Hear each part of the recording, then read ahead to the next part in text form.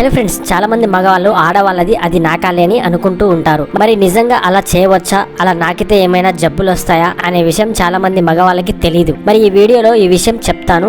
వీడియోని మాత్రం ఫుల్ గా చూడండి. మగవాళ్ళకి చాలా ఇంపార్టెంట్ వీడియో ఇది. స్త్రీ పురుష వశీకరణం మరియు సంభోగ వశీకరణం చేయబడును. శ్రీ కనకదుర్గ భద్రకాళి జ్యోతిషాలయం. ఎటువంటి పర్సనల్ సమస్యలున్నా ఆ సమస్యలకు నివారణ చేయబడును. ముఖం చూసి చెయ్యి చూసి ఏ సమస్యలకైనా ఫోన్ ద్వారానే జ్యోతిష్యం చెప్పబడును. మా యొక్క బ్రాంచులు చాలానే ఉన్నాయి. మీ పనులు కాకపోతే డబ్బులు తిరిగి ఇవ్వబడును. నమ్మకం మీద కాల్ చేయండి. ఈ కనిపిస్తున్న ఈ నెంబర్ కి కాల్ చేసి మీ యొక్క సమస్యలకు పరిష్కారం చేయించుకోండి. ఫ్రెండ్స్, సహజంగా ఆడవాళ్లతో మగవాళ్ళు ఆ పనిని చేస్తారు. మరి అలా చేసే ముందు మగవాళ్ళు ఆడవాళ్ళది అది నాకడానికి ఇష్టపడతారు. మరి ఇలా చేస్తే ఆడవాళ్ళకు కూడా సంతోషంగా ఉంటుంది అని అందరికీ తెలుసు. అది నిజమే. మరి ఇలా చేయవచ్చా లేదా అనే విషయం నేను ఇప్పుడు చెప్తాను, వినండి. నిజంగా అలా చేస్తే ఏమవుతుందో తెలుసా? ఏం కాదు, మంచిగానే ఉంటుంది. చెడు ఏం జరగదు.